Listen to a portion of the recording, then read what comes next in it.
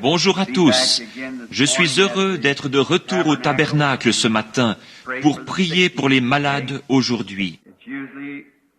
Habituellement, nous essayons de venir ici de temps à autre afin de prier pour les gens qui viennent de différents endroits dans ce but. Nous partirons bientôt pour les réunions de la Californie et de la côte ouest. Et assurément, nous sollicitons vos prières afin que le Dieu du ciel soit miséricordieux envers nous là-bas et qu'il nous donne de magnifiques réunions. Je ne suis rentré qu'hier, en fait, hier soir tard.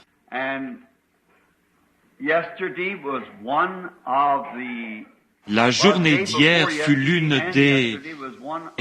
les journées d'avant-hier et d'hier furent parmi les plus mémorables de ma vie.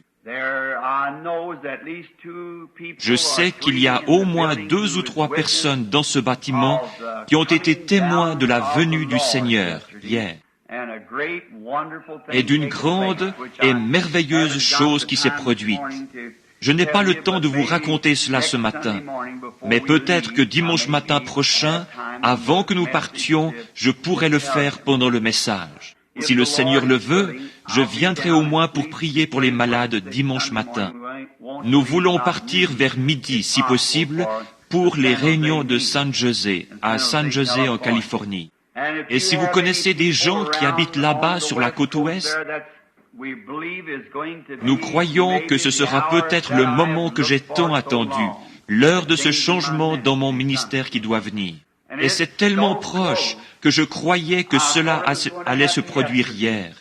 Et je crois que cela ne va pas tarder maintenant, et ce sera bien au-delà de tout ce que nous avons vu ou entendu jusqu'à présent. Maintenant, souvenez-vous, c'est ainsi dit le Seigneur, mes amis. Nous nous attendons donc à cela à tout moment. Et nous devons tenir la réunion sur le champ de foire. Je crois que c'est juste, n'est-ce pas, Jean? Au champ de foire à San José en Californie. Et il y aura des réunions pendant 10 jours, du 20 au 29, à San José. Souvenez-vous donc de nous dans la prière. Il nous reste maintenant, si nous sortons à l'heure, environ 1h30. Nous allons donc commencer notre réunion au cours de laquelle nous prierons pour les malades et apporterons la parole. Et j'ai choisi de parler ce matin d'un court passage de l'Écriture qu'on trouve à 2 endroits dans la Bible. Mais avant, inclinons nos têtes juste un moment pour prier.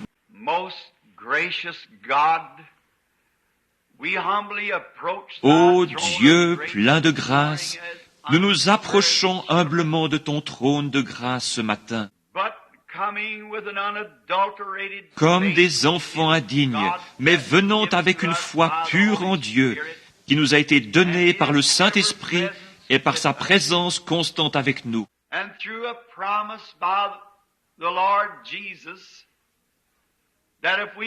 Et avec cette promesse du Seigneur Jésus, que si nous venions humblement demander quelque chose en son nom, notre requête serait accordée.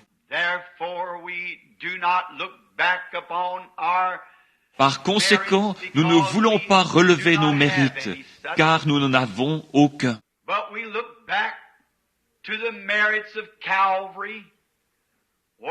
Mais nous voulons relever les mérites du calvaire, où notre grâce nous a été accordée gratuitement par le Fils de Dieu.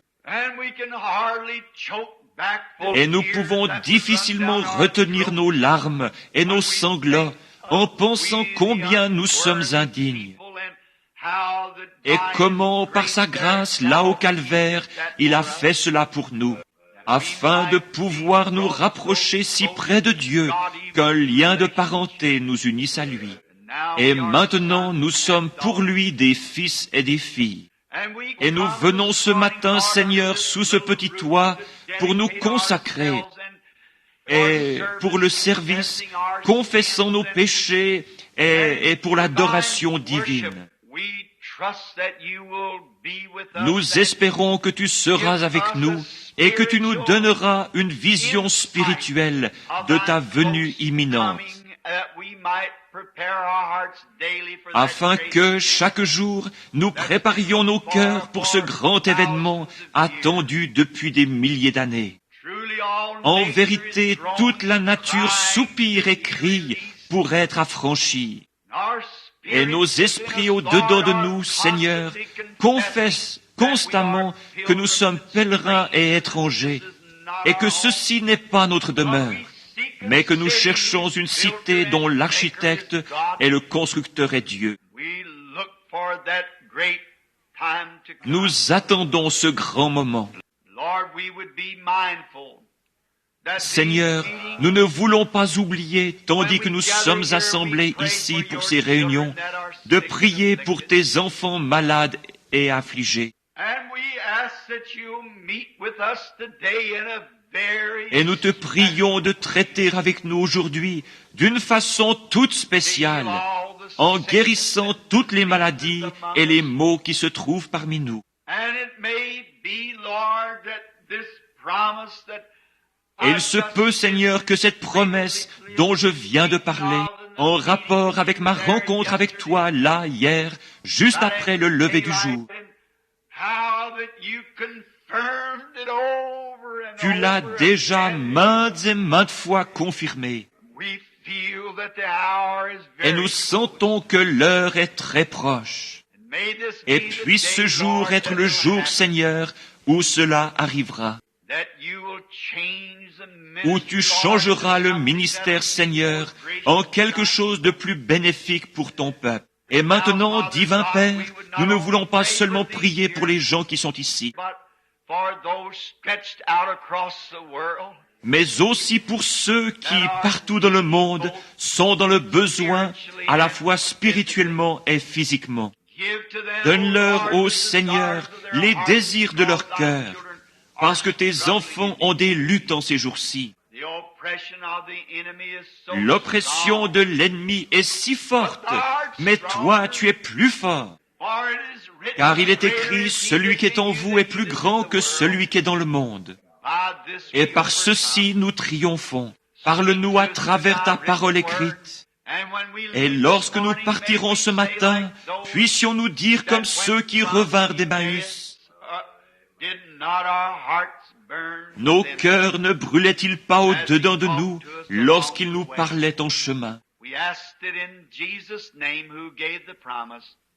Nous le demandons au nom de Jésus qui a fait la promesse. Amen.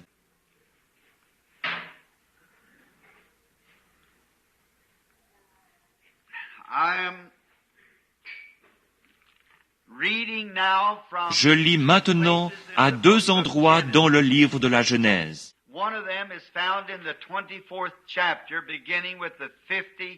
L'un se trouve au chapitre 24, à partir du verset 56. Voici ce que nous y lisons. Il leur répondit, « Ne me retardez pas, puisque l'Éternel a fait réussir mon voyage. Laissez-moi partir et que j'aille vers mon Seigneur. » Alors ils répondirent, « Appelons la jeune fille et consultons-la. » Ils appelèrent donc Rebecca et lui dirent, « Veux-tu aller avec cet homme? » Elle répondit, « J'irai. » Et ils laissèrent partir Rebecca, leur sœur, et sa nourrice avec le serviteur d'Abraham. Ils bénirent Rebecca et lui dirent, « Ô notre sœur, puisses-tu devenir des milliers de myriades,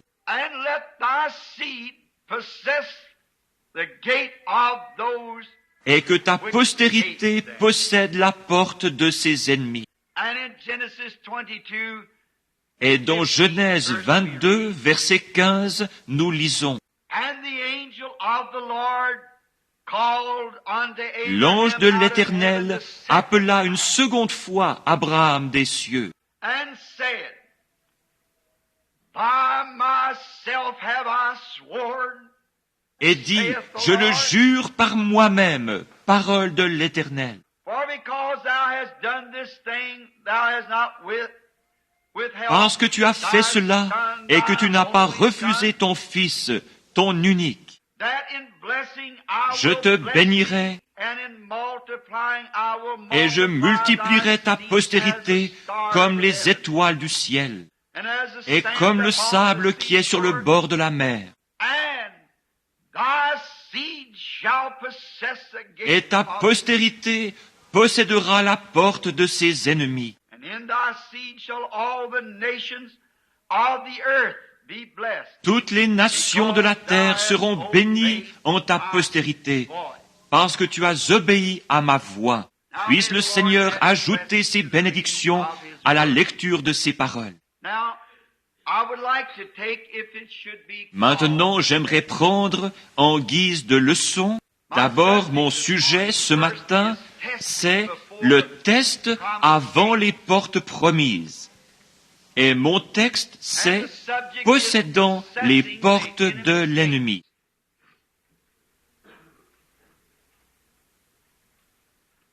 God had been testing the patriarch. Dieu avait testé le patriarche parce qu'il lui avait fait une promesse. And when God makes a promise, Et lorsque Dieu fait une promesse, il veut être sûr que cette personne est digne de la promesse avant d'accomplir ce qu'il a dit ou ce qu'il a promis. Ainsi, il avait donc été promis à Abraham que par sa postérité, le monde entier serait béni, qu'il aurait un fils et que de ce fils sortirait une semence qui bénirait la terre entière. Et Abraham avait 75 ans lorsque la promesse lui fut donnée. Et Sarah, sa femme, en avait 65. Mais la Bible nous dit qu'Abraham ne douta point par incrédulité au sujet de la promesse de Dieu, mais qu'il fut fortifié, donnant la louange à Dieu. Et Dieu l'avait testé maintes et maintes fois. Mais voici qu'il en était arrivé au test final, avant la bénédiction. Et il en va de même pour toute la semence d'Abraham.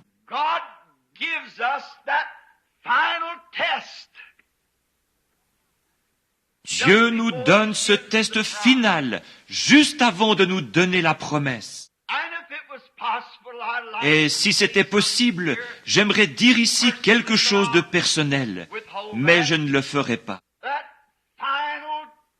Ce test final pour voir comment vous allez réagir à cela. Lorsqu'il eut soumis Abraham à ce test, il le trouva tout aussi fidèle qu'au début. Quelle bénédiction ce serait ce matin si nous qui prenons sa promesse de guérison, nous pouvions y rester tout aussi fidèles que lorsque nous nous sommes tenus ici et l'avons accepté. Quoi que le médecin dise, que nous y restions tout aussi fidèles. Et lorsqu'il fit ceci, qu'il ne refusa pas son fils unique,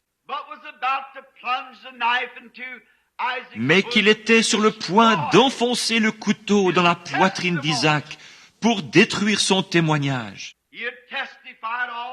Il avait témoigné partout, à tous ceux qu'il connaissait, qu'il allait avoir ce fils. Et lorsque ce fils arriva, il lui fut demandé de retourner à son point de départ, en détruisant son seul espoir de voir s'accomplir son témoignage. Et lorsque Dieu vit qu'il était fidèle à cette foi qu'il avait en Dieu, Dieu regarda du ciel et dit, «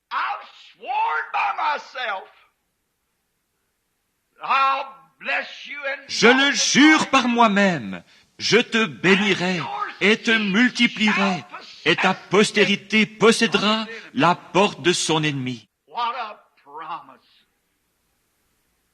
Quelle promesse! Et Rebecca, qui devait être la mère de ce fameux fils promis et attendu, lorsqu'elle fut soumise au test final d'un inconnu qu'elle n'avait jamais vu auparavant, mais elle avait vu le Saint-Esprit à l'œuvre. Et alors que ses parents n'arrivaient pas à décider si elle devait ou non partir avec cet inconnu pour devenir la femme d'un homme qu'elle n'avait jamais vu, elle fut soumise au test final. Allons chercher la jeune fille et laissons-la parler. Nous entendrons de sa bouche si oui ou non elle ira. C'est ainsi que cela se produit pour toute la semence de Dieu. Cela doit venir de votre bouche. Dieu veut vous l'entendre dire. Ainsi, lorsqu'elle fut mise à l'épreuve, elle n'hésita pas un seul instant. Elle dit, j'irai. J'aime cela. Non pas, laissez-moi me décider, laissez-moi encore y réfléchir. Elle était pleinement persuadée. Voilà les gens que Dieu peut utiliser, ceux qui sont pleinement persuadés que Dieu tiendra sa promesse. Elle dit, j'irai. Et les membres de sa famille furent à ce moment-là tellement loin, peut-être sans même le réaliser.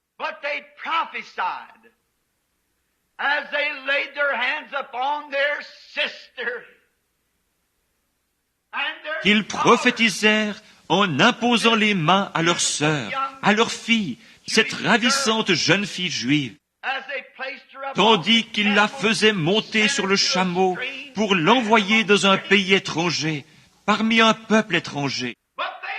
Mais il y avait quelque chose sur eux,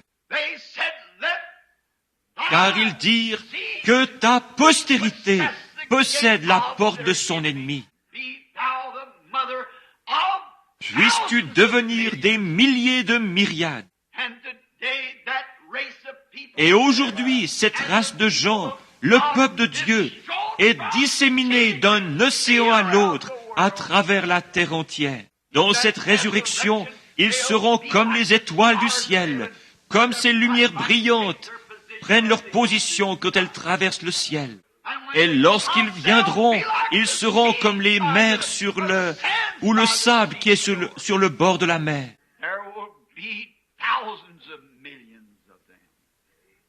Il y en aura des milliers de myriades.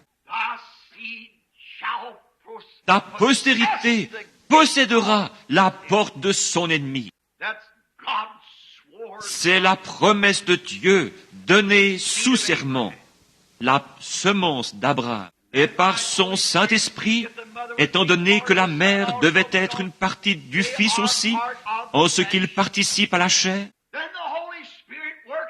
alors le Saint-Esprit, opérant à travers ces gens, dit, que ta semence possède la porte de l'ennemi. Puis Dieu jura qu'il posséderait la porte de l'ennemi. Alors, dans quelle position cela place-t-il l'Église du Dieu vivant? Nous sommes la semence d'Abraham, car étant morts en Christ, nous revêtons la semence d'Abraham, et nous sommes héritiers avec lui, en vertu de cette même promesse donnée sous serment. Nous sommes la semence d'Abraham, et héritiers de chaque promesse qui lui a été faite. Mais lorsque les tests viennent, c'est là que nous manquons. Mais je ne crois pas que la véritable semence d'Abraham faillira.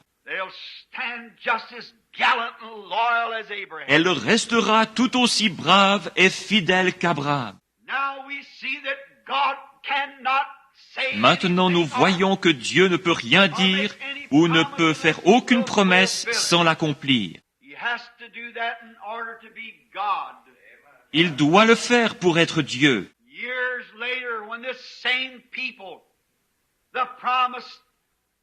Des années plus tard, lorsque ce même peuple, le peuple promis, la semence d'Abraham, était en route vers une terre promise,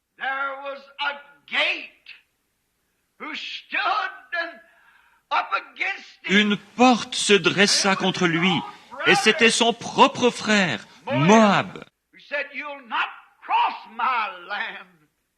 qui dit, « Tu ne traverseras pas mon pays. Je veillerai à ce que tu ne traverses pas mon pays. » Il dit, « Si nos vaches broutent de ton herbe ou boivent de ton eau, nous te dédommagerons. » Mais il répliqua, « Tu ne traverseras pas ce pays. » Malgré tout, la promesse de Dieu restait valable. Ils allèrent donc chercher leur prophète Balaam et le firent descendre pour maudire le peuple. Et voici ce qu'il dit. Ils essayèrent de lui montrer le plus mauvais côté de la semence bénie, mais Dieu lui en montra le meilleur. Il dit, « Quiconque maudira Israël sera maudit, et quiconque le bénira sera béni. » Alors les barrières tombèrent, et Israël traversa les plaines. Dieu promit qu'il posséderait la porte de son ennemi.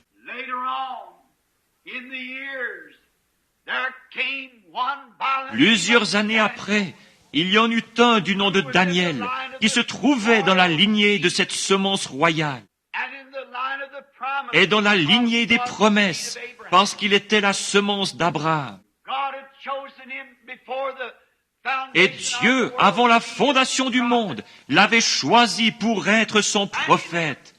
Ce fut un homme loyal et noble de caractère, qui, même dans un pays étranger, avait résolu « Je ne me souillerai pas avec eux ». Voilà la véritable semence d'Abraham. Il vivait dans un pays différent. Il vivait au milieu de gens différents. Mais malgré tout, il honora cette promesse.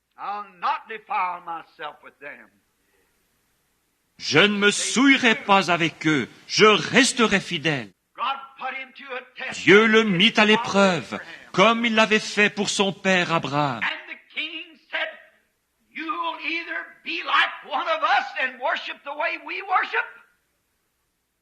Et le roi dit, « Ou tu es des nôtres et tu adores comme nous, ou je te jette dans une fosse pleine de lions affamés. » Daniel, comme Abraham son père, dit, « Tu peux me jeter dans la fosse aux lions, mais je ne me prosternerai devant aucune de tes statues.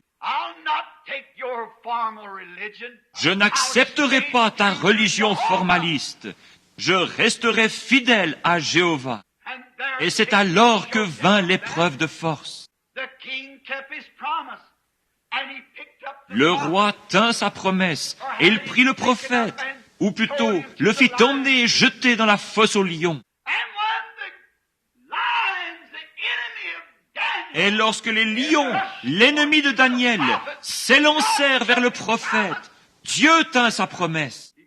Il posséda la porte de son ennemi. Dieu plaça un ange là, devant ces lions, et s'empara de la porte.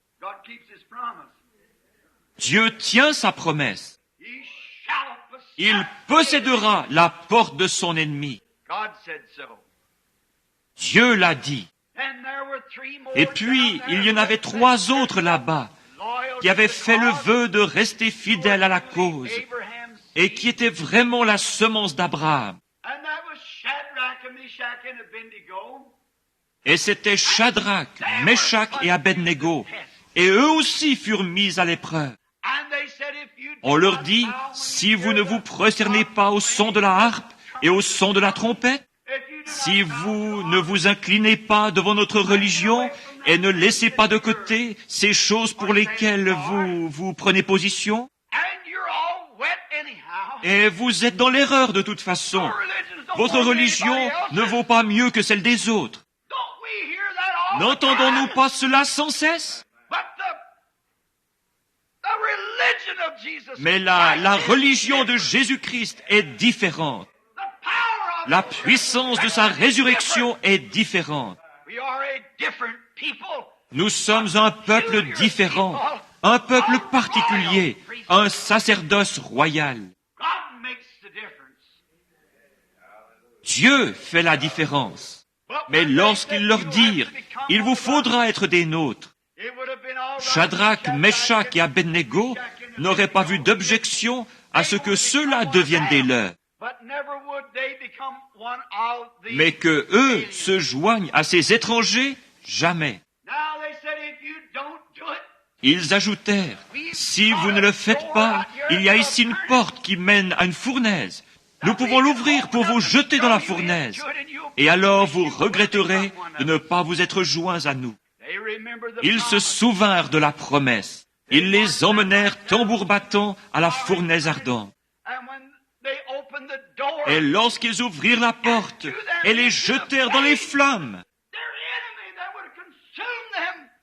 leur ennemi qui les aurait consumés, ils possédèrent les portes de leur ennemi. Dieu envoya son Fils dans ces flammes de feu, et il refroidit les braises, et conversa avec eux pendant qu'ils s'y trouvaient. La promesse de Dieu resta immuable. Ils possédèrent la porte de l'ennemi. Mis à l'épreuve d'abord, ils possédèrent ensuite la porte de l'ennemi. N'est-ce pas Jésus qui a fait la promesse? Si vous scandalisez un de ces petits, il vaudrait mieux pour vous qu'on suspendît à votre cou une meule de moulin et qu'on vous jetât au fond de la mer. Ne soyez pas une occasion de chute pour ces petits qui croient en moi. Et voici les signes qui accompagneront ceux qui croient en moi. Il a fait une distinction. Il a montré qui croyait vraiment et qui ne croyait pas. Il y a toujours trois groupes de gens. L'incroyant, le soi-disant croyant et le croyant. Mais Dieu a une façon de démontrer qui est un croyant. Le croyant s'appuie fermement sur ce que Dieu a déclaré être la vérité. Oui.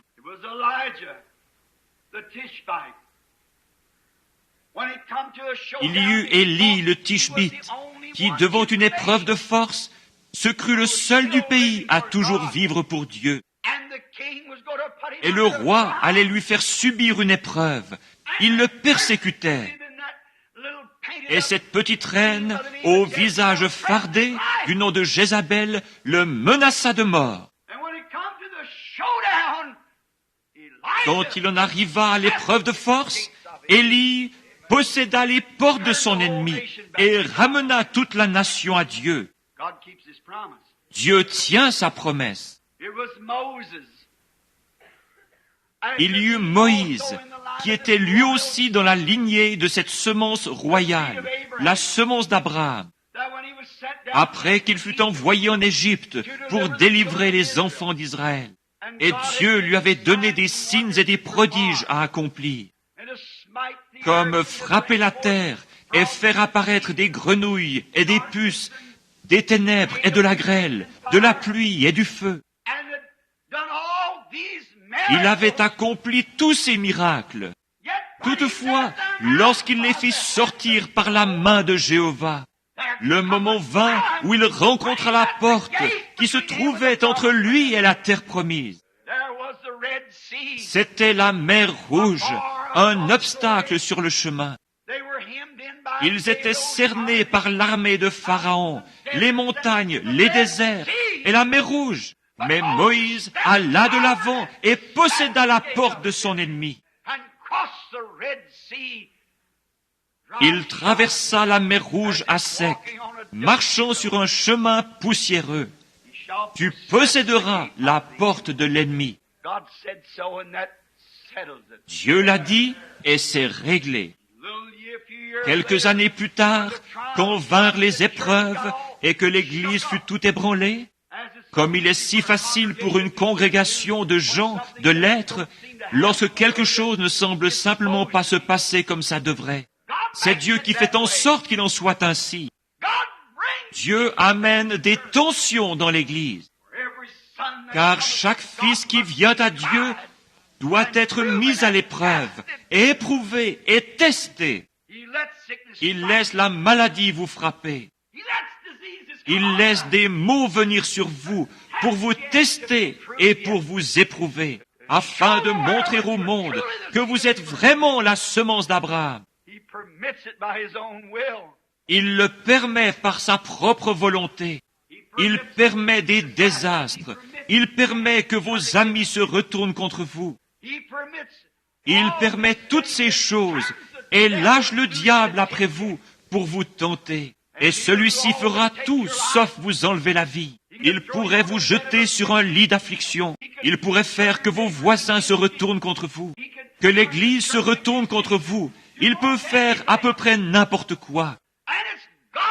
Et c'est la volonté de Dieu qu'il le fasse. Il nous est enseigné que cela est plus précieux que l'or pour nous. Qu'en est-il d'Abraham avec Isaac sur la montagne, celui à qui la promesse avait été faite?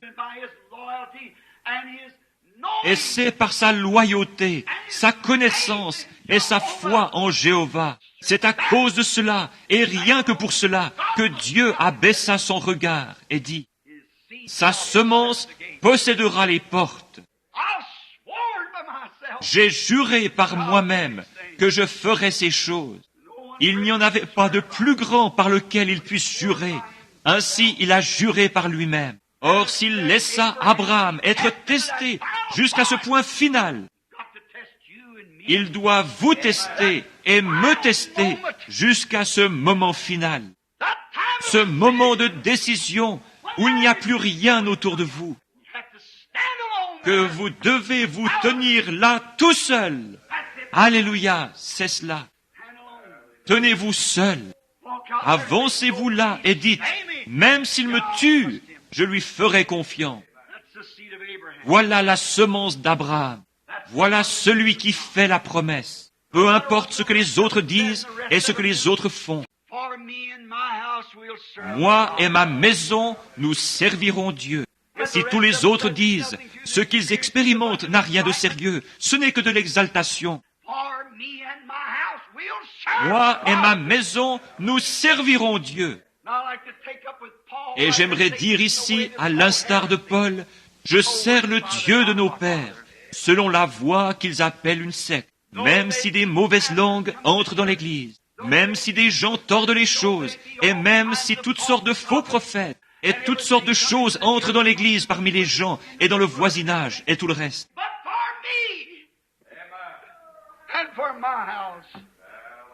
Mais moi et ma maison, nous servirons l'Éternel. Même si tous les gens cessent de venir, même si l'Église devient froide et indifférente, moi et ma maison, nous servirons l'Éternel. Même si quelqu'un a fait prier pour lui et n'a pas été guéri, cela n'a rien à voir. Moi et ma maison, nous servons l'Éternel.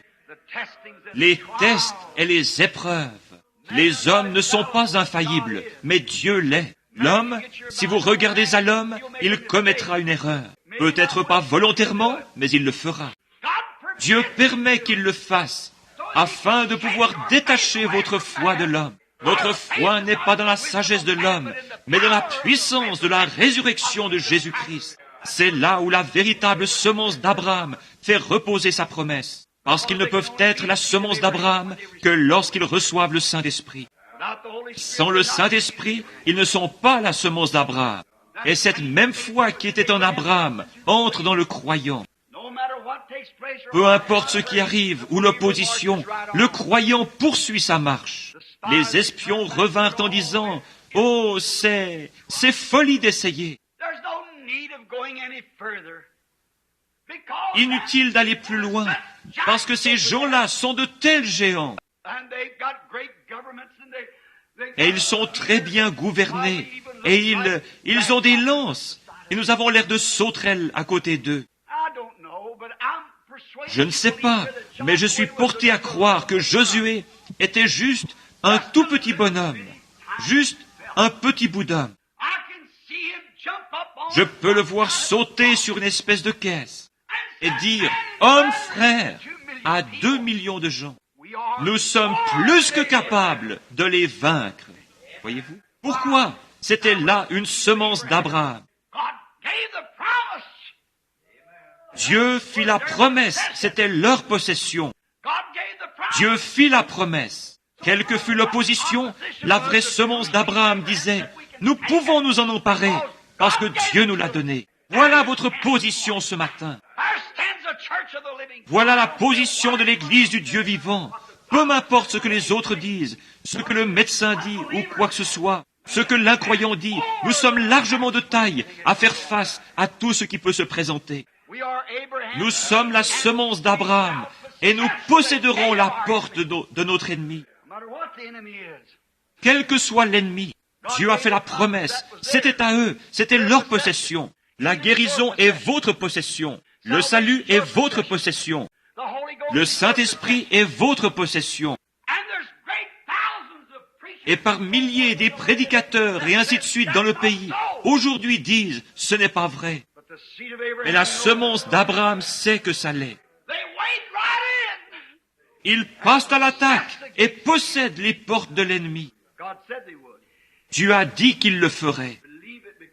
Il le croit parce que c'est une promesse.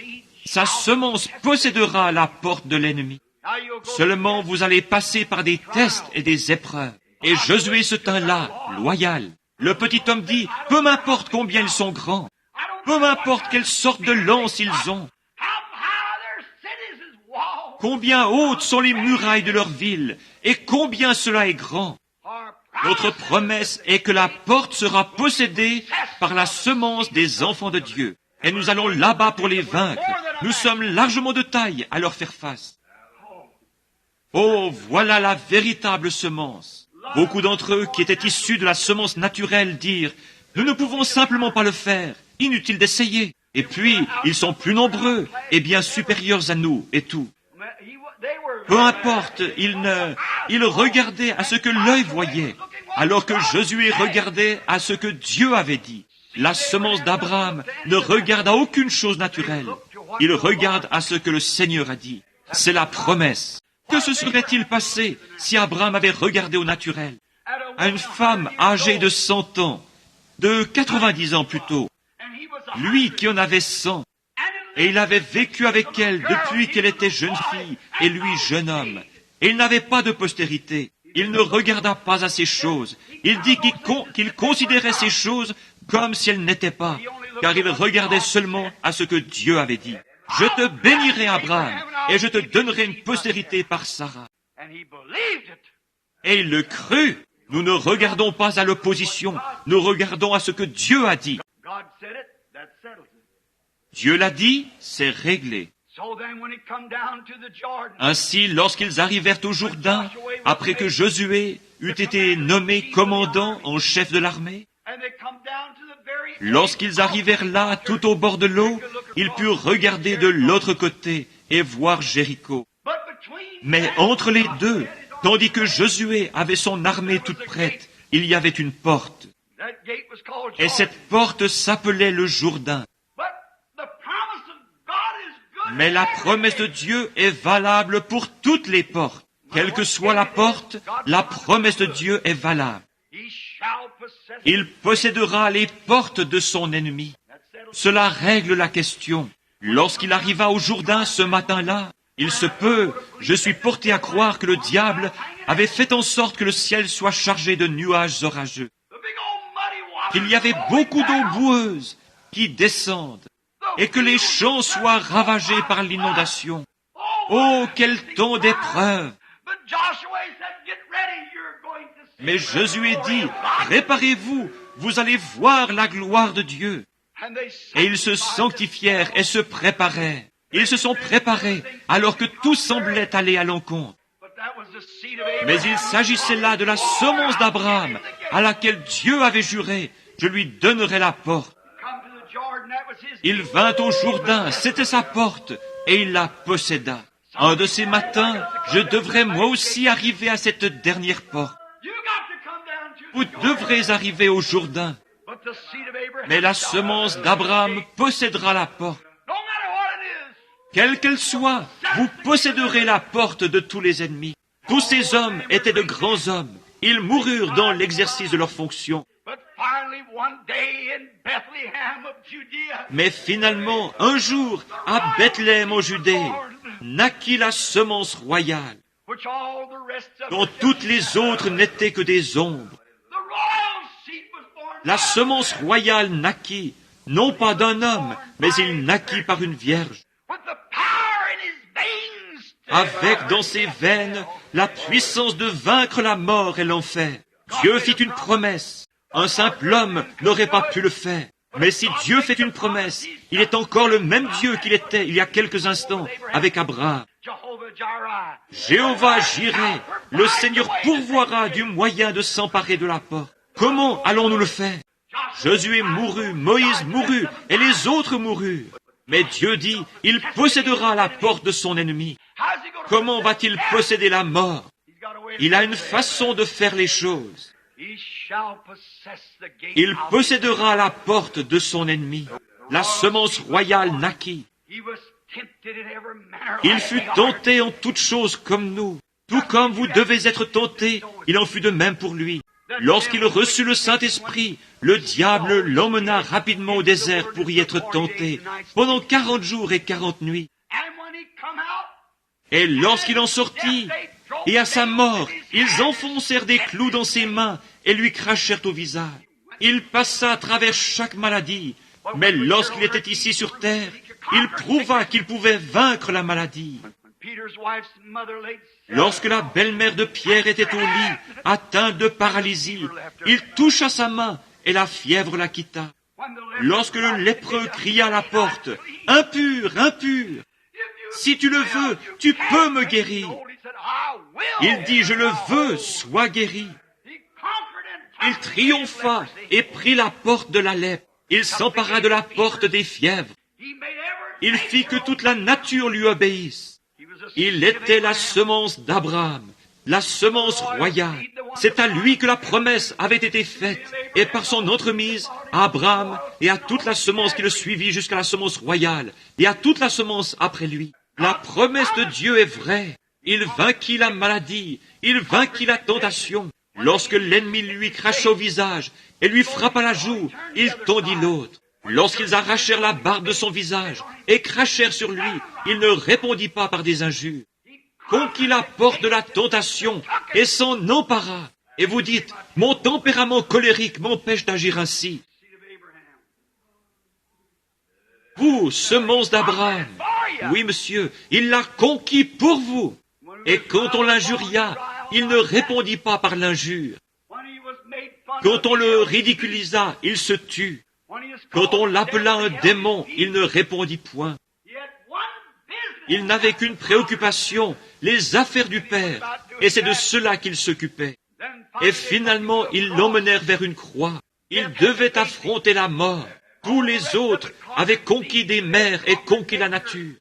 Ils avaient conquis des lions et conquis le feu.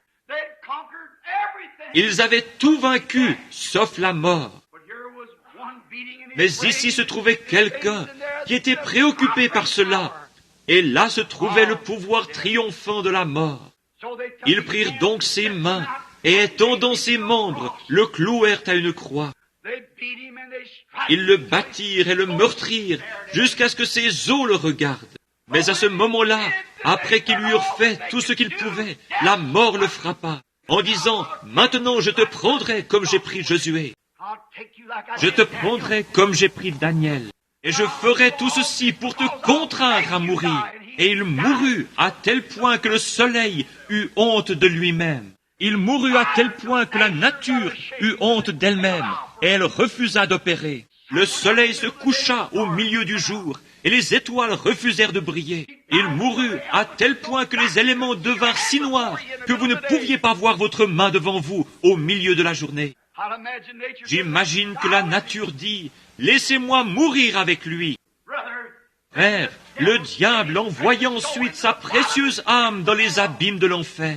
Là, les portes s'ouvrirent, mais il en sortit le 3e jour, et il vainquit cela. Amen. Sa semence possédera la porte de l'ennemi. Il vainquit la mort, il vainquit l'enfer. En ce premier matin de Pâques, il vainquit la tombe. Et nous sommes maintenant plus que vainqueurs par celui qui nous a aimés. Le jour de la Pentecôte, il envoya le Saint-Esprit pour continuer parmi les nations à faire sortir une semence de promesses, pour donner aux nations, à ceux qui étaient bannis, pour leur donner à eux le baptême du Saint-Esprit, afin qu'ils aient part à la promesse. Nous avons maintenant le droit de vaincre toute maladie. Nous n'avons pas à la vaincre, elle est déjà vaincue. Nous n'avons qu'à réclamer la promesse et à nous en emparer. C'est déjà conquis. La mort est vaincue, l'enfer est vaincu, la maladie est vaincue, la tentation est vaincue. Tous les démons sont vaincus, l'enfer est vaincu, la mort est vaincue, la tombe est vaincue. Nous nous tenons dans la porte et nous nous en emparons. Nous n'avons pas à tirer un seul coup de feu. Le prix en a déjà été payé. Son ennemi, il possédera la porte de son ennemi. Combien? Des milliers de myriades. Il possédera la porte de son ennemi, de chaque ennemi. Il ressuscita d'entre les morts. Nous possédons cela parce qu'il nous l'a donné. Et de plus, tout cela est en don gratuit. Tout cela, tout ce qu'il a fait, il a vaincu toutes les portes. Il a vaincu la maladie, s'est emparé de cette porte. Tout ce que nous avons à faire, c'est de nous avancer jusqu'à la porte en disant « Au nom de Jésus-Christ, le vainqueur !» Amen. Quand vient le temps de mourir et que la mort dit « Regardez-moi lui faire renier sa religion !» Au nom de Jésus-Christ de Nazareth, recule Jourdain. La semence d'Abraham s'empare de la porte. Paul dit, lorsqu'ils étaient sur le point de lui trancher la tête, une semence d'Abraham, il dit, « Ô mort, où est ton aiguillon? Ô tombeau, où est ta victoire? Grâce soit rendue à Dieu qui nous donne la victoire par Jésus-Christ. Il possédera la porte de son ennemi, s'en emparera. Maintenant, il ne sera pas battu à la porte. Il la vaincra et s'en emparera. Il la possédera. Il en a le pouvoir. » Dans l'église du Dieu vivant ce matin se trouve la puissance de guérir toute maladie. Dans l'église du Dieu vivant se trouve la puissance de vaincre toutes les nations.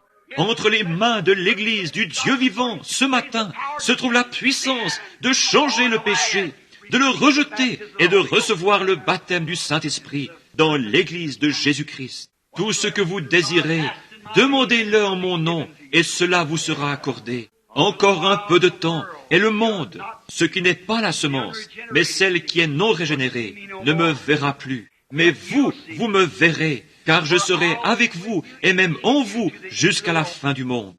Quoi? La semence royale. Les œuvres que je fais, vous les ferez aussi. Je confirmerai moi-même que je suis avec vous, car ces signes accompagneront ceux qui croient. Il possédera la semence de son ennemi. Il possédera. Sa semence possédera la porte de son ennemi. Quelle que soit la porte, que ce soit la maladie, les tentations ou le péché, quelle que soit la porte, elle est vaincue. Et la semence d'Abraham la possède. N'êtes-vous pas heureux ce matin de savoir que nous sommes maintenant plus que vainqueurs? Plus que vainqueurs? Oh, il n'y a pas de quoi combattre. Le combat est terminé. Le coup de sifflet a retenti, le drapeau a été hissé, et au milieu de chaque amoncellement de péché, au milieu de chaque chambre de malade, il y a la vieille croix rugueuse, plantée par le sang de Jésus-Christ, un vainqueur. La seule chose que nous faisons, c'est de croire, de regarder et vivre. Je serai avec vous, je le prouverai. Les gens viennent dans les derniers jours et disent, « Oh, eh bien, cette chose était. » Mais je serai avec vous, et les choses mêmes que j'ai faites ici sur terre, je serai en vous faisant les mêmes choses. Alors ils sauront, ils me verront. Mon peuple me verra, la semence d'Abraham me verra. Ils me connaîtront, ils me reconnaîtront. Les autres m'appelleront Belzébul, tout comme ils l'ont fait.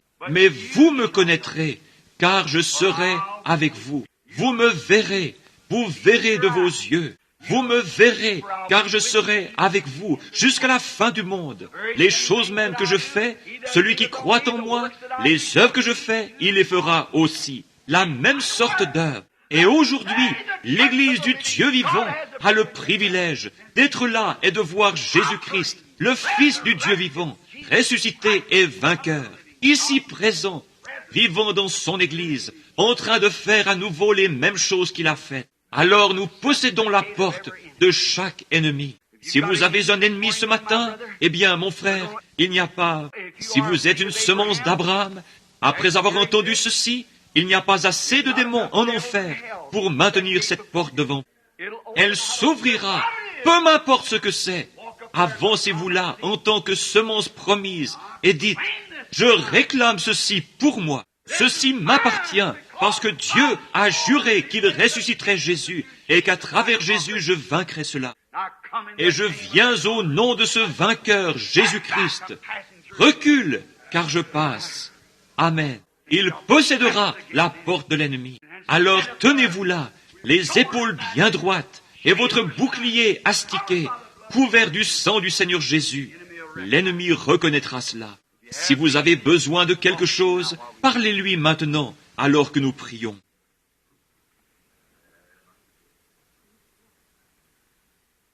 Et vous qui êtes ici ce matin, tandis que vos têtes sont inclinées, si vous avez un besoin, voulez-vous simplement lever la main vers Jésus et le lui exprimer dans votre cœur? Dans votre cœur, dites, Seigneur, tu connais mon besoin. Maintenant, j'ai entendu dire ce matin, et c'est la Bible,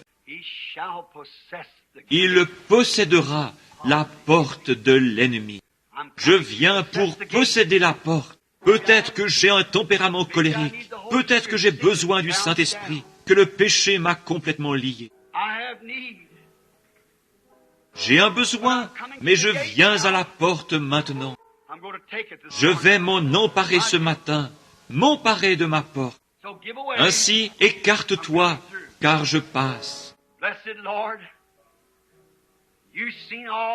Seigneur béni, tu as vu toutes ces mains, et tu sais que ceci est ta parole, Seigneur. Je n'ai fait que la citer, montrant comment tout au long des Écritures, les personnages de la Bible vainquirent des royaumes, exercèrent la justice, éteignirent le feu, l'ardeur du feu, échappèrent aux tranchants de l'épée, fermèrent la gueule des lions. Et oh, comment leurs femmes âgées recouvrèrent leur mort par la résurrection. Et plusieurs choses encore, parce que tu l'as promis, c'est ta promesse. Sa semence, ta semence, Abraham, possédera la porte de l'ennemi, et tu tiens ta promesse. Maintenant, donne-leur, Seigneur, le désir de leur cœur. Puissent-ils partir d'ici changés, puissent-ils repartir en sachant qu'ils sont vainqueurs, parce que la semence royale a vaincu pour eux. Lorsque le roi vint, né d'une vierge, il vainquit tous les ennemis, même la mort. Ainsi la mort même ne peut pas effrayer la semence d'Abraham. Nous avons la promesse que nous hériterons la terre et que nous reviendrons d'une façon plus glorieuse, dans un corps glorifié, quand le dernier ennemi aura été mis sous les pieds du dernier enfant de Dieu qui restera et qui entrera dans le royaume. Si de ceux qui ont levé, les mains levées, certains sont des pécheurs, Seigneur, sauve-les. Ceux qui sont en train de rétrograder, fais-leur savoir qu'ils n'ont pas besoin de demeurer rétrogrades. Ils peuvent posséder cette porte de rétrogradation. Cette personne qui a soit un tempérament colérique, une langue qui tient des propos vulgaires et grossiers, ou bien un cœur qui convoite, ou est avide d'argent, ou de choses impures. Fais-lui savoir qu'elle peut posséder cette porte. Peut-être s'agit-il de maladie, Seigneur, d'affliction. Ils peuvent posséder cette porte, car il fut blessé pour nos transgressions, brisé pour notre iniquité. Le châtiment qui nous donne la paix est tombé sur lui, et par ses meurtrissures, nous avons été guéris. Nous sommes vainqueurs ce matin. Accorde-le, Seigneur. Et en plus de toute cette grande œuvre qu'il a accomplie, il est avec nous. C'est ce qu'il avait promis. Encore un peu de temps, et le monde ne me verra plus, Mais vous, vous me verrez, car je serai avec vous et même en vous jusqu'à la fin de l'âge.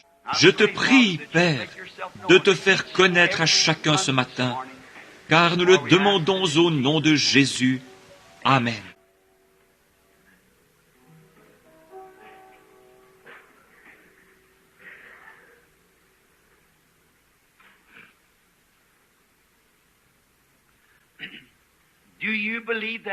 Voyez-vous que ceci est la vérité? Voyez-vous solennellement que c'est la vérité, sans l'ombre d'un doute dans votre cœur? Souvenez-vous simplement de ceci. L'œuvre du Saint-Esprit est tellement simple que cela déconcerte l'esprit intellectuel. Les choses les plus simples que j'ai vu le Saint-Esprit faire ceci.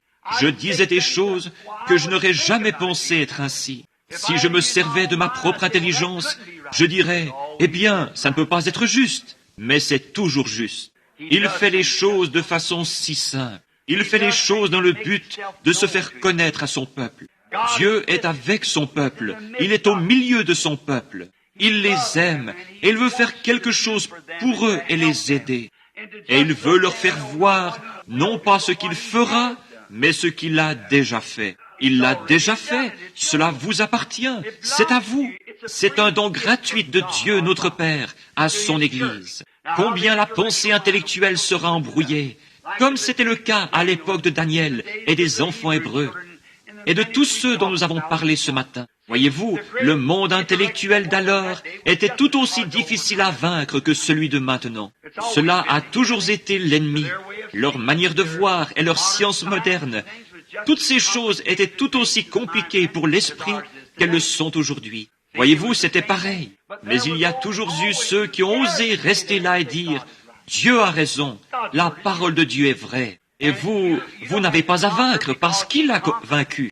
Tout ce que vous avez à faire, c'est de vous avancer et de vous tenir dans la porte en disant « C'est à moi. Ceci m'appartient. Mon salut, Dieu me l'a donné. Si je désire le Saint-Esprit, Dieu me l'a donné. La promesse est pour moi, pour nos enfants et pour tous ceux qui sont au loin, en aussi grand nombre que le Seigneur les appellera. C'est pourquoi je me tiens simplement. Ce ministère de discernement que j'exerce se terminera bientôt. Oh, il sera toujours là, mais ceci se terminera bientôt, parce qu'il y aura quelque chose de plus grand, voyez-vous. Cela va en progressant, cela débuta en prenant la main et passa au discernement, et maintenant c'est sur le point d'en produire un autre, voyez-vous. Le voyez-vous? Observez cela et sachez que c'est véridique. Voyez-vous, je sais que c'est la vérité, et cela ira en grandissant, en s'élevant, en s'améliorant. Certainement, c'est qu'il l'a promis, et ce qu'il promet, il le fait. Il ne peut manquer à sa promesse. Et qu'est-ce? Sa présence perpétuelle avec nous, afin de vous faire savoir qu'il s'est emparé de la porte pour vous. Il était la semence royale. Personne d'autre que lui ne pouvait s'emparer de ses portes. Tout cela, jadis, étaient des ombres de sa venue. Mais lorsqu'il vint, cela mit entièrement fin au combat. Le combat prit fin à Gethsémané et au calvaire. Et maintenant, nous sommes simplement vainqueurs. Voyez-vous? Il n'y a aucun combat à livrer. Le combat est terminé. Nous possédons simplement cela. Nous avons l'intitulé de l'acte de propriété, une garantie écrite de Dieu notre Père, qui leva sa main en disant « Je le jure par moi-même, sa semence possédera la porte de l'ennemi. » Et voilà, c'est déjà acquis. Il fut blessé pour nos transgressions. C'est par ses meurtrissures que nous avons été guéris. C'est déjà accompli. C'est une œuvre achevée. Nous n'avons qu'à en prendre possession. Et les œuvres que je fais, vous les ferez aussi. Le roi est avec nous ce matin. Ces grandes bénédictions, le Saint-Esprit se déplaçant au-dessus de nous, de pouvoir éprouver ce glorieux sentiment, en sachant que cela s'aligne parfaitement sur la parole de Dieu. Quel merveilleux réconfort pour nous de savoir que Dieu est notre Père. À présent, je crois, a-t-il distribué des cartes de prière ce matin? Je lui ai dit s'il n'y avait que les gens du tabernacle ici, de ne pas en distribuer, mais que s'il y avait jusqu'à une dizaine ou une quinzaine d'inconnus parmi nous, eh bien, de distribuer des cartes de prière, afin que nous puissions les faire venir devant et prier pour eux. Combien y a-t-il d'étrangers parmi nous ce matin? Levez la main. Oh là là, certainement, Il y en a bien 15 ou 20. Très bien. Nous allons faire mettre en rang ceux qui ont ces cartes de prière et les faire monter sur l'estrade. Voyez-vous, la raison pour laquelle j'ai dit cela au sujet des gens du tabernacle, c'est qu'ils sont ici. Ce discernement, souvenez-vous, je vous le dis, le discernement cessera bientôt. Il y aura quelque chose de tellement plus grand et de tellement meilleur. C'est déjà en route. Il y avait à ma connaissance, voyez-vous, je suis en train de regarder 2 frères qui étaient avec moi hier quand c'est arrivé, et aussi la veille quand c'est arrivé. Cela fait maintenant 3 fois de suite que cela se produit. Une confirmation que la chose est toute proche, vous voyez, juste sur le point de se produire. Maintenant, Seigneur, tu es Dieu, et nous sommes tes serviteurs. Nous te remercions pour ta parole, pour le Saint-Esprit qui a béni nos cœurs. Et maintenant, nous sommes heureux d'être assis ici et de savoir que nous sommes vainqueurs. Nous possédons déjà toutes les portes de l'ennemi. Cela nous a été accordé et nous avons le passe-partout dans notre main. Le nom de Jésus-Christ ouvrira toutes les portes de l'ennemi. Prenez cette clé, la clé du nom de Jésus, et ouvrez chaque porte que l'ennemi a placée devant vous pour vous empêcher d'accéder aux promesses. Et, ô Dieu, ce matin, nous venons au nom de Jésus avec cette clé afin d'ouvrir les portes pour les malades et les affligés. Car il est écrit dans sa parole, « En mon nom, ils chasseront les démons. Ils parleront de nouvelles langues. Et s'ils saisissent des serpents ou boivent quelques breuvages mortels, cela ne leur fera point de mal. Ils imposeront les mains aux malades et ils seront guéris. » Nous savons que ces choses sont vraies. Et accorde ce matin, Seigneur, que les gens puissent reconnaître par la manifestation de la parole faite chair, habitant parmi nous, il a été blessé pour nos transgressions et que par ses meurtrissures nous avons été guéris. Et puisse-t-il l'accepter ce matin, et être guéri de toutes leurs maladies, leurs afflictions et leurs problèmes. Nous le demandons au nom de Jésus. Amen. Teddy, voudrais-tu jouer « Crois seulement » doucement et lentement, s'il te plaît. Et maintenant, veux-tu que je commence avec le numéro 1? Numéro 1, les cartes de prière numéro 1, 2, 3, 4, 5, 6, 7, 8, 9, 10, si c'est ce qui a été distribué. Très bien. Si vous pouvez vous lever, voulez-vous tranquillement venir de ce côté-ci?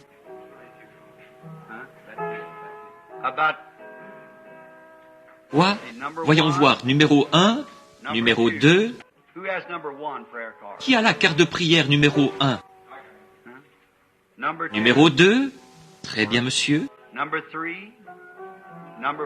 Numéro 3. Numéro 4. Numéro 5. Numéro 6. Numéro 7. Numéro 8. Numéro 9. Numéro 10. Tandis qu'ils s'avancent et prennent place debout, j'aimerais poser cette question à certains d'entre vous. Combien y a-t-il quelqu'un du tabernacle ici qui soit malade? Des gens du tabernacle, levez la main. Il y en a environ 5, 4, 5, 6, 7, 8 ou 9 mains. Y a-t-il quelqu'un ici dans le tabernacle, quelqu'un qui ne soit pas du tabernacle, qui soit étranger parmi nous, et qui est peut-être arrivé après le service et n'a pas obtenu de carte de prière? Voulez-vous lever la main? Quelqu'un qui ait besoin de Dieu, qui ne soit pas de ce tabernacle. Quelqu'un ici qui ne soit pas membre du tabernacle, mais qui soit malade et n'ait pas de carte de prière, et qui désire qu'on se souvienne de lui dans la prière. Voulez-vous lever la main, chacun? Très bien, c'est bon, très bien. Maintenant, je vais vous demander d'être aussi respectueux que possible pour quelques instants, que nous puissions tout de suite commencer. Maintenant, voyons, combien de places te reste-t-il, Billy? Eh bien, est-ce que tu as le numéro 10? J'ai appelé de 1 à 10. Que les numéros 11, 12, 13, 14, 15 se lèvent à présent.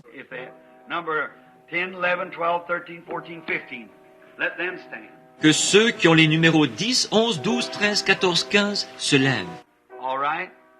Très bien. 1, 2, 3, 4, 5, 6, 7, 8, 9, 10, 11, 12.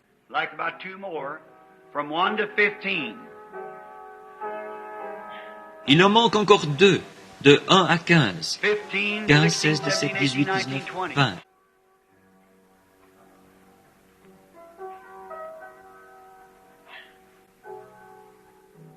Oh, une minute. Je lui ai dit de donner les cartes de prière seulement aux gens qui n'étaient pas du tabernacle. C'est juste, voyez-vous, car cela serait, voyez-vous, le discernement. Les gens disent, ces gens viennent au tabernacle. Voyez-vous, laissez-moi vous dire, combien ne sont jamais venus ici auparavant? Faites voir vos mains, ceux qui n'ont jamais été dans mes réunions auparavant. Bien, maintenant, juste un moment, frère Tegui. Maintenant, permettez-moi de dire ceci. Vous avez tous entendu parler du déroulement des réunions, n'est-ce pas? Vous avez tous déjà assisté aux réunions. Voyez-vous, lorsque notre Seigneur Jésus était ici sur terre, il n'a jamais prétendu être un guérisseur. Il était la semence d'Abraham, certainement, et la promesse l'accompagnait. Il a dit qu'il ne faisait rien que le Père le lui ait montré. N'est-ce pas vrai? Et il a dit, je ne peux rien faire tant que le Père ne me le montre pas. Et il le voyait non pas tant que le Père ne me le dit pas, mais tant que le Père ne me le montre pas. Jean 5, 19. Ce que je vois faire au Père, le Fils le fait pareillement. Or, lorsqu'il vint, nous voyons qu'au commencement de son ministère, après avoir pris le siège de David, spirituellement parlant, quand le Saint-Esprit vint sur lui au baptême de Jean, il devint le Messie oint. Maintenant, souvenez-vous, il était le Fils de Dieu lorsqu'il naquit. Il était le Fils de Dieu né virginalement. Mais il devint le Messie lorsque le Saint-Esprit vint sur lui. Car Messie signifie oint. Voyez-vous, il fut loin lorsque le Saint-Esprit vint sur lui. Vous m'avez entendu prêcher l'agneau et la colombe. Alors nous voyons après ces 40 jours de tentation, il sortit. Comment son ministère commença-t-il? Et comment finit-il? Nous voyons qu'au cours de son ministère, il y eut un homme s'appelant André, qui alla trouver son frère Simon, un pêcheur, et le conduisit vers Jésus. Et Jésus lui dit, « Tu t'appelles Simon, le nom de ton père est Jonas. Désormais, tu seras appelé Pierre, ce qui signifie petite pierre. » Vous vous souvenez de cela? Et cet homme fut frappé d'étonnement devant ce que Jésus lui avait dit. Or, le Messie, était-il censé faire cela? Combien le savent? Dites Amen. Il devait être le Dieu prophète. Oui, monsieur. Moïse dit, « L'Éternel ton Dieu suscitera un prophète comme moi. Si quelqu'un n'écoute pas ce prophète, celui-là sera retranché du milieu du peuple. » Maintenant, puis nous voyons qu'un peu plus tard, il vint chez les siens. Qui étaient-ils? Les Juifs de la lignée naturelle. Et ainsi les siens ne l'ont point reçu. Donc, il dut alors, maintenant, cela doit aller chez les nations. Vous voyez, car les siens ne l'ont pas reçu. Mais à tous ceux qui l'ont reçu, il a donné le pouvoir de devenir enfants de Dieu. Il s'est donc tourné vers les nations, et cela depuis 2000 ans. Mais remarquez bien les choses qu'il a faites. Puis Philippe, après avoir vu cela se produire, alla trouver Nathanaël, et lui dit qui il avait trouvé et ce qu'il avait fait. Et cela l'étonna beaucoup. Il pouvait difficilement le croire. Mais quand il entra dans la présence du Seigneur Jésus, quand il le trouva et entra dans sa présence, Jésus dit, « Voici un Israélite dans lequel il n'y a point de fraude. » Maintenant, si vous vous étiez tenu là, pensez-vous que vous auriez été assez spirituel pour comprendre de qui il s'agissait là? Pensez-vous que vous l'auriez fait? Maintenant, observez. Voyez, cet homme, un simple étranger, il aurait pu être un pêcheur. Il était charpentier. Voilà ce qu'il était. Ce charpentier se tenait là, un homme d'âge moyen, et voici que s'avance cet homme. Il le regarde comme l'un de ces hommes ici et dit, « Voici un Israélite dans lequel il n'y a point de fraude. » Comment donc savait-il que c'était un Israélite? Ce n'est pas à la façon dont il s'habillait, parce qu'ils s'habillaient tous de la même façon, dans lequel il n'y a point de fraude. Comment savait-il que c'était un homme loyal? Aussi cela étonna cet homme. Étant un vrai croyant, il dit, « Rabbi, ou frère, prédicateur, docteur, quand m'as-tu déjà vu ?» Voyez-vous, il l'interroge. Il répondit, « Avant que Philippe t'appelât, quand tu étais sous l'arbre, je t'ai vu. » Il dit, « Tu es le Fils de Dieu, tu es le roi d'Israël. » Jésus dit, « Parce que je t'ai dit ceci, maintenant tu crois. Or tu verras de plus grandes choses que celle-ci. » Et voilà pourquoi je crois que l'Église du Dieu vivant verra une plus grande chose que celle-ci. Elle est maintenant sur le point d'entrer sous peu là-dedans, voyez-vous, parce qu'ils y ont cru. Ceux qui l'ont rejeté à cause des barrières dénominationnelles, je doute qu'ils arrivent une fois à croire quelque chose, voyez-vous. Des choses où vous marcherez dans la lumière, ou vous serez aveugles.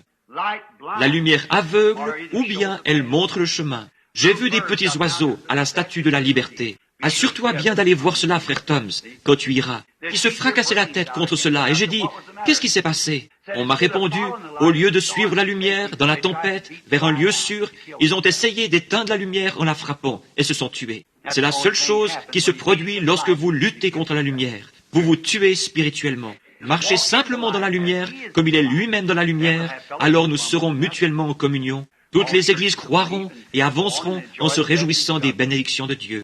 Ne serait-ce pas merveilleux?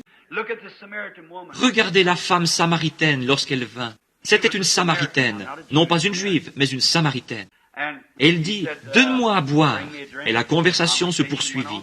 Je parle pour les nouveaux venus maintenant. Et la conversation se poursuivit. Maintenant, elle ne savait pas du tout qu'il était le Messie. Il était simplement un homme, un juif. Remarquez ce qu'elle lui a dit pour commencer. Mais il n'est pas de mise pour vous, juifs, de parler ainsi à une femme samaritaine. Elle dit, nous n'avons pas de relation les uns avec les autres. Il répondit, mais si tu savais qui est celui à qui tu parles, tu m'aurais toi-même demandé à boire, et je t'aurais apporté, donné de l'eau qu'on ne vient pas puiser ici. Mais, dit-elle, une petite minute. Nous adorons sur cette montagne, et vous, juifs, vous adorez à Jérusalem. Jésus dit, mais l'heure vient où vous n'adorerez ni à Jérusalem, ni sur cette montagne. Mais dans l'esprit, car Dieu est un esprit, il faut que ceux qui l'adorent en esprit et en vérité. Voyez-vous? Eh bien, il continua et poursuivit la conversation jusqu'à ce qu'il découvre son problème. Vous savez quel était son problème? Y a-t-il quelqu'un ici qui sait ce qui n'allait pas avec la femme au puits? Elle avait trop de maris, n'est-ce pas? Ainsi, il lui dit, va chercher ton mari et viens ici. Elle dit, je n'ai pas de mari. Il dit, c'est juste, tu en as 5, et celui avec qui tu vis en ce moment n'est pas ton mari. Elle répondit, Seigneur, maintenant observez-la. Seigneur, je vois que tu es un prophète.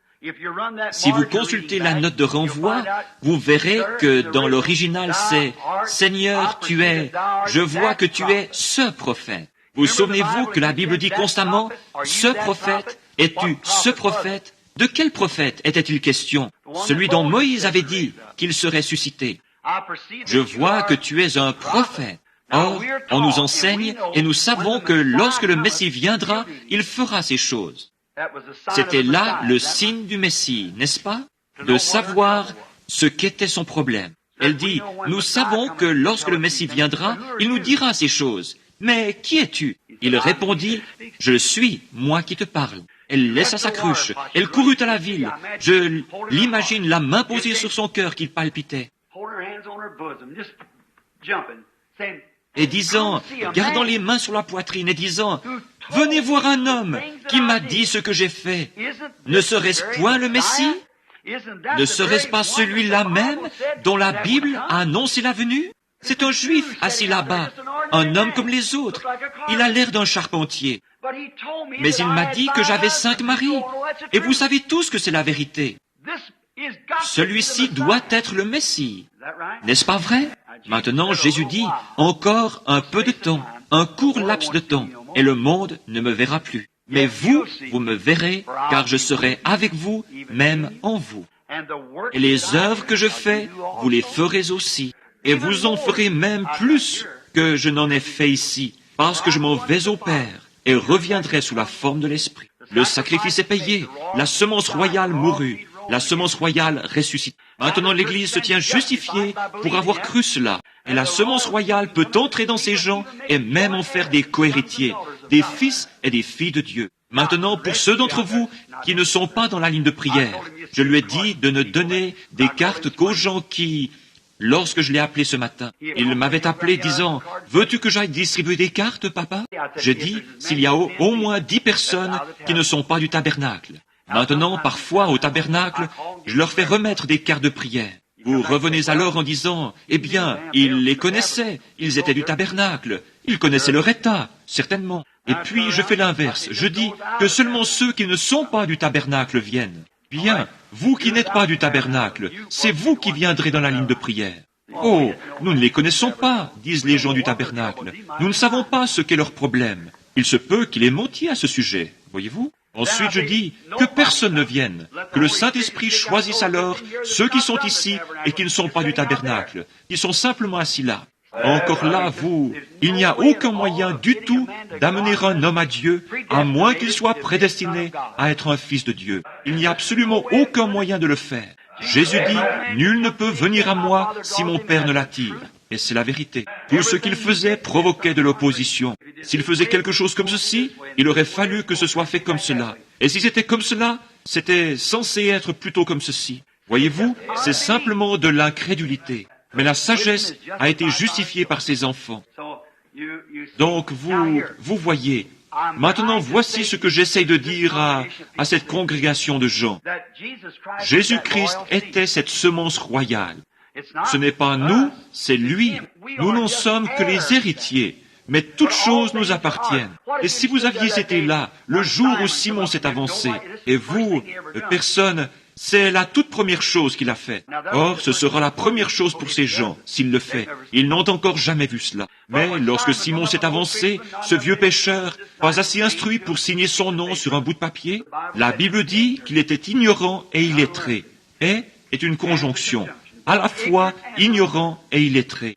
Puis, lorsqu'il s'avança, Jésus dit, « Tu t'appelles Simon. Que croyez-vous qu'il a pensé? Qu'auriez-vous pensé si vous aviez été là? Et le nom de ton père est Jonas. Et désormais, tu seras appelé Pierre. Qu'est-ce que vous auriez pensé? Cet homme lisait-il sa pensée? Ou bien, qu'auriez-vous pensé? Auriez-vous pensé que c'était là le signe du Messie? Si c'est le signe du Messie pour un âge, cela doit être le signe du Messie pour le deuxième âge, le troisième âge, le quatrième âge. Pour chaque âge, il doit en être de même, parce que Dieu ne peut pas changer. Et combien savent que le Messie était Dieu? Certainement qu'il l'était, loin, assurément. Il ne peut donc pas changer, il doit demeurer le même. C'est pour cela qu'il dut témoigner de la même chose aux Samaritains qu'aux Juifs. Parce qu'il y a trois nationalités de gens, ceux de la lignée de Sem, ceux de la lignée de Cam et ceux de la lignée de Japheth. Les Juifs, les gentils et les Samaritains. Maintenant, avez-vous remarqué le Saint-Esprit? Combien savent que Pierre avait les clés du royaume? Avez-vous remarqué qu'il l'ouvrit aux Juifs le jour de la Pentecôte? Philippe alla prêcher aux Samaritains et les baptisa au nom de Jésus-Christ. Mais le Saint-Esprit n'était pas encore venu sur eux. Ils durent envoyer chercher Pierre, qui leur imposa les mains et le reçurent le Saint-Esprit. Est-ce juste? Et chez Corneille, les gentils le reçurent. Tous y avaient eu droit à partir de ce moment-là. C'est simplement ouvert à tous maintenant. Ça y est, voyez-vous? Il devait l'ouvrir. Dieu a sa façon de faire les choses. Maintenant, ce matin, si celui qui a fait la promesse a la semence, et si la semence est ici, je veux croire que chacun de vous en fait partie. Si la semence est assise ici, sûrement que la semence verra la promesse. Maintenant, toutes les personnes qui se tiennent debout ici ont levé la main pour montrer qu'elles n'avaient encore jamais assisté à ces réunions. Elles me sont inconnues, je n'en connais pas une seule. Elles sont simplement venues ici, et il y a quelques minutes, Billy leur a donné une carte de prière, et elles se tiennent ici. Vous êtes aussi nombreux dans la salle à avoir levé la main pour indiquer que vous n'aviez pas de carte de prière, et que vous étiez des étrangers ici. Cela n'a rien à voir. Croyez simplement que vous êtes héritiers de cette promesse. Croyez seulement que par ces meurtrissures, vous avez été guéris, et croyez-le de tout votre cœur, et regardez-le. Ce don ne consiste qu'à se soumettre à lui, c'est tout. Je ne dis rien, c'est lui qui parle. Et s'il s'agit de son esprit de prophétie, le prophète a toujours eu le « ainsi dit le Seigneur ». C'était toujours juste. Et il n'est pas question de doctrine, parce que cela devra s'aligner parfaitement sur la Bible, s'il s'agit de Dieu. Dieu ne peut dire quelque chose pour ensuite revenir là-dessus et le modifier. Cela doit toujours rester pareil.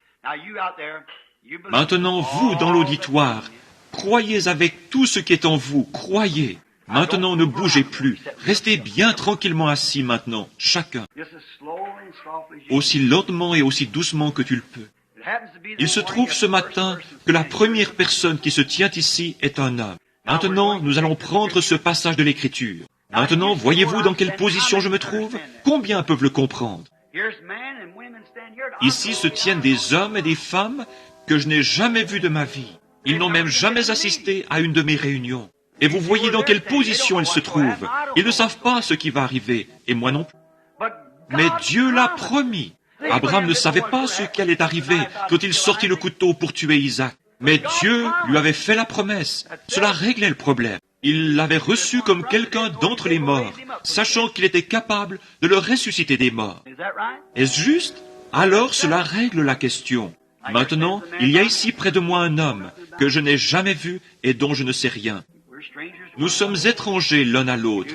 Nous ne nous connaissons pas. Dieu nous connaît tous les deux. Maintenant, par un don divin, si je peux simplement par un don, or ces dons sont innés, prédestinés par Dieu avant la fondation du monde. Combien savent cela? Je n'ai rien eu à faire pour avoir ce don. Dieu en a décidé ainsi. Ce n'est pas moi qui l'ai choisi, c'est lui qui l'a choisi. Voyez-vous? Comme les prophètes de l'Ancien Testament et les autres, ils étaient prédestinés à le faire, à faire ceci. Maintenant, si cet homme est malade, je ne pourrai pas le guérir. Si cet homme a besoin de quelque chose, que je puisse l'aider ou pas, dépendra de la nature de son besoin. Peut-être que s'il s'agissait de quelque chose comme d'un petit quelque chose pour lequel je pourrais lui venir en aide, bien sûr, je le ferai volontiers. Peut-être qu'il a un tempérament colérique. Peut-être qu'il n'est même pas un chrétien. Peut-être qu'il est un chrétien. Peut-être est-il un imposteur, je ne sais pas. Et si c'était juste une attaque sournoise, quelqu'un qui s'est glissé ici, puis s'est avancé en simulant quelque chose. Regardez alors ce qui va se passer, voyez-vous? Regardez ce qui va arriver. Voyez-vous, je ne sais pas. Mais vous voyez, alors que vous vous tenez ici, vous pouvez être rassurés, sachant que Dieu a fait une promesse et que Dieu tient sa promesse. Et puis, si Dieu tient maintenant sa promesse pour les gens qui sont debout ici, alors combien dans l'auditoire vont le croire de tout leur cœur? Vous allez le croire de tout votre cœur. Alors croyez simplement. Maintenant, voyons, prenons un passage de l'Écriture. Simon-Pierre vint vers le Seigneur Jésus. Quand il arriva devant le Seigneur Jésus lui dit qui il était, et lui dit des choses qui concernaient sa vie. Eh bien, le même Jésus vit aujourd'hui. Croyez-vous qu'il est ressuscité des morts? Croyez-vous que cet esprit du Messie vit effectivement dans l'Église aujourd'hui, tout comme il l'a toujours fait? Très bien. Maintenant, vous, dans l'auditoire, qui n'avez pas de carte de prière, regardez ici et dites, « Seigneur », bien sûr, il n'y a pas de carte de prière dans l'auditoire, puisque j'ai tous leurs détenteurs debout ici. Vous, dans l'auditoire, dites, « Seigneur, touche-moi ». Voyez ce qui se produira. Maintenant, monsieur, s'il existait un seul moyen pour moi de vous aider, je le ferais. Voyez-vous, nous sommes simplement des inconnus, et je vous rencontre pour la première fois. Mais je suis responsable, en tant que ministre, de dire la vérité et d'être un témoin de Jésus-Christ. Et maintenant, je ne veux pas que vous me disiez quoi que ce soit. Je veux simplement que vous me répondiez en disant si oui ou non, c'est vrai. Et ensuite, laissez-le agir. Et s'il accomplit la même chose ici sur l'estrade, à travers ce corps-ci, qu'il a accompli à travers le corps de Jésus, soit Dieu en Christ, Jésus a dit, « Je ne fais rien avant que le Père qui est en moi me le montre. » Il me dit quoi faire. Ce n'était donc pas Jésus qui parlait à la femme, c'était le Père en lui qui parlait à la femme. Ce n'était pas Jésus qui connaissait qui était Simon-Pierre, c'était le Père qui demeurait en lui qui connaissait Simon-Pierre. C'est cela, vous voyez, c'est cela. Je peux tout de suite vous dire que vous êtes un chrétien. Oui, monsieur, parce que vous avez un esprit accueillant qui vibre chaleureusement. Il est un croyant, il est chrétien. Et vous souffrez de nervosité, ce qui vous cause des ennuis gastriques. Est-ce exact? Voyez-vous, eh bien, c'était... Comment pouvais-je savoir cela? De quelle façon aurais-je bien pu savoir cela? Nous ne nous sommes jamais vus auparavant. C'est vrai, n'est-ce pas?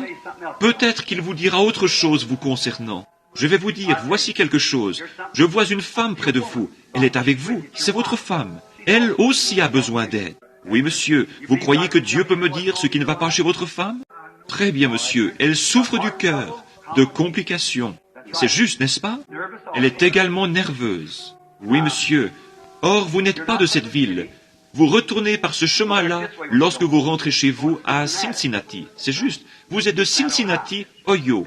Votre nom est Milliken. Allez, rentrez chez vous, soyez guéris. Le Seigneur vous bénira et vous serez guéris, vous et votre femme. Que Dieu vous bénisse. Venez, monsieur. Croyez-vous? Ayez seulement la foi. Ne doutez pas. Maintenant, soyez très respectueux. Tout le monde, soyez très respectueux et restez tranquille. Voyez-vous, le Saint-Esprit est tellement timide. Combien savent cela? Le Saint-Esprit est vraiment très timide. Voyez-vous, la moindre interruption le dérange.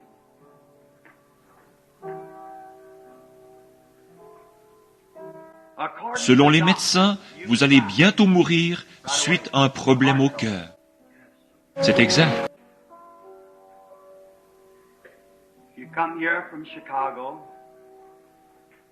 Vous êtes venu de Chicago, Monsieur Mosley.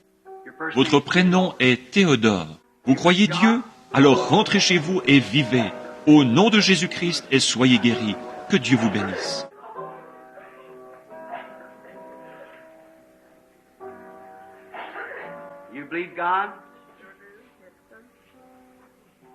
Croyez-vous Dieu?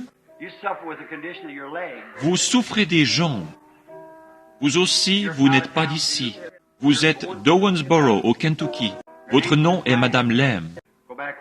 Rentrez chez vous et soyez guéris. La dame qui est assise là est aussi d'Owensboro.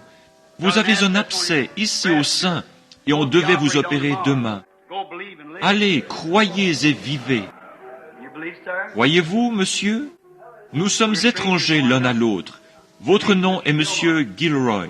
C'est exact. Vous venez d'Anderson, dans l'Indiana, là où l'Église de Dieu a son grand mouvement. C'est juste. Vous vous tenez ici pour votre fille qui est partiellement atteinte. Elle est partiellement paralysée. Vous croyez? Alors rentrez chez vous et retrouvez-la comme vous le croyez. Très bien. Que Dieu vous bénisse. Ayez foi, croyez-le. Vous croyez de tout votre cœur, monsieur? Vous êtes d'Indianapolis. Vous êtes un ministre de l'Évangile. C'est là votre épouse. Oui, elle souffre aussi. Elle a des ennuis d'œsophage, avec son œsophage. Le médecin, elle souffrait du cœur et était un peu nerveuse. Je vois qu'elle est sourde. Mais venez ici. Merci. Toi, esprit de surdité, au nom de Jésus-Christ, je t'ordonne par le Dieu vivant, sors de cette femme. Vous m'entendez comme il faut maintenant. Vous pouvez tous deux retourner à la maison et être guéris. Rentrez chez vous. Vous pouvez m'entendre. Vous êtes guéris. Tout ira bien. Croyez-vous de tout votre cœur? Ayez simplement foi en Dieu. Croyez. Oh, cette arthrite et tout ça, c'est terrible. Vous croyez que Dieu va vous guérir? Alors descendez par là et rentrez chez vous en louant son nom, disant « Merci, cher Seigneur Jésus ». La raison pour laquelle j'ai saisi cela si rapidement, c'est que cette femme-ci souffrait de la même chose, d'arthrite. Et vous croyez que Dieu va vous guérir? Très bien, monsieur. Alors descendez simplement par là et dites « Merci, Seigneur Jésus » et rentrez chez vous. Très bien, sœur. Allez, repartez et croyez que cette raideur dans vos genoux ici et vos problèmes cardiaques et ainsi de suite. Retournez chez vous en disant « Merci Seigneur Jésus » et soyez guéris. Croyez-le avec tout ce qui est en vous. Croyez-vous? Qu'en est-il de vous là-bas? Croyez-vous? La petite dame aux cheveux noirs qui est assise là et qui est atteinte d'épilepsie. Croyez-vous que Dieu va vous guérir? L'acceptez-vous? Très bien, si vous l'acceptez, il le fera. Il y a un prédicateur assis ici. Vous désirez une marche plus rapprochée avec Dieu, n'est-ce pas, monsieur? Vous croyez que Dieu le fera pour vous? Levez la main et dites « Je l'accepte ». Bon, cette dame assise là, qui vient de baisser la main, a un problème spirituel auquel elle est en train de penser. C'est exact. Voici une dame ici qui se demande si elle va avoir son bébé. C'est exact. Vous avez déjà assisté à une de mes réunions et je vous ai promis par Dieu un bébé, n'est-ce pas? Très bien. Alors rentrez chez vous et ayez-le. Ne vous inquiétez plus à ce sujet. Croyez-vous de tout votre cœur, vous tous? Chacun de vous croit? La semence d'Abraham possédera la porte de l'ennemi. Êtes-vous la semence d'Abraham par Jésus-Christ? Levez vos mains si vous l'êtes. Alors posez vos mains sur votre voisin, l'un sur l'autre. Posez vos mains les uns sur les autres. Possédez la porte maintenant. Elle est à vous, elle vous appartient. La prière de la foi sauvera les malades. Dieu les relèvera. Très bien, priez à votre manière. Priez de la façon dont vous le faites dans votre église. Priez pour les gens qui sont avec vous. Posez tout simplement vos mains les uns sur les autres et priez. Seigneur Jésus, nous venons dans ce glorieux et tout-puissant nom de la semence royale, de la semence d'Abraham, qui lui fut promis sur cette montagne où tu avais pourvu d'un agneau. Et tu plaças cet agneau dans cet endroit désert. C'est quelque chose de mystérieux, exactement comme tu l'as fait avec ces écureuils hier. Je te prie, ô Seigneur Dieu, d'envoyer de la puissance, de la foi, et de laisser chaque semence. Je sais qu'ils le feront, parce que tu as dit la semence d'Abraham. Et s'il y en a ici qui ont prétendu être la semence, et qui ne sont pas la semence, pardonne-leur d'avoir eu cette intention, ou d'avoir prétendu cela.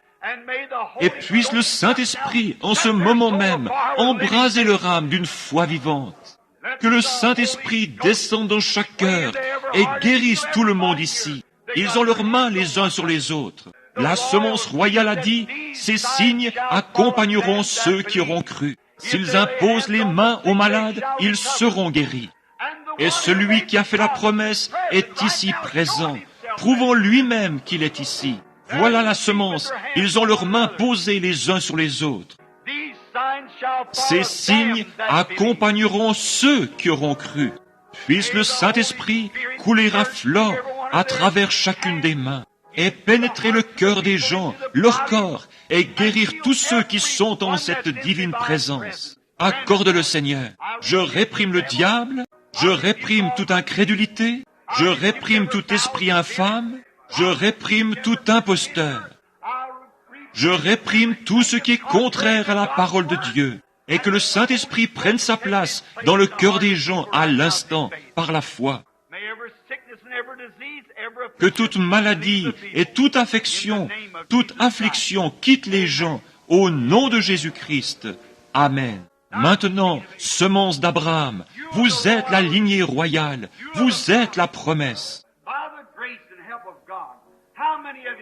Par la grâce et l'aide de Dieu, combien d'entre vous peuvent lever la main et dire « J'ai reçu ce que j'ai demandé. Merci. » C'est cela. C'est le but de la promesse. C'est pour cela que la promesse a été donnée, afin que vous soyez héritiers de toutes choses par Jésus-Christ qui vous a sauvés. Il vous a sauvés du péché. Il vous a sauvés de la maladie. Il vous a sauvés de la mort. Il vous a sauvés de l'enfer. Il vous a sauvés de la tombe. Vous me direz, frère Branham, il nous faut tous descendre dans la tombe, mais la tombe ne peut nous retenir. Il y est allé aussi, mais elle n'a pas pu le retenir. Bien sûr qu'elle ne peut pas le retenir. Mais, frère Branham, je suis tellement tenté.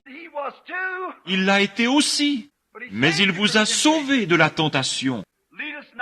Ne nous induis pas en tentation, mais délivre-nous du mal. Voyez-vous, il l'a fait, c'est à vous. Tout vous appartient par Jésus-Christ. Il vous donne tout gratuitement. Il n'y a rien à payer, ni rien d'autre à faire. Cela vous appartient en ce moment même, simplement. N'en êtes-vous pas content? N'êtes-vous pas heureux à cause de lui? Grâce soit rendue à Dieu.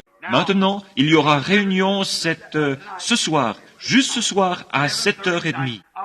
Je vais laisser le pasteur vous en parler. Viens. Donc, dimanche matin prochain, si le bon Seigneur le veut, je reviendrai au tabernacle pour prier pour les malades ou faire quelque chose ainsi.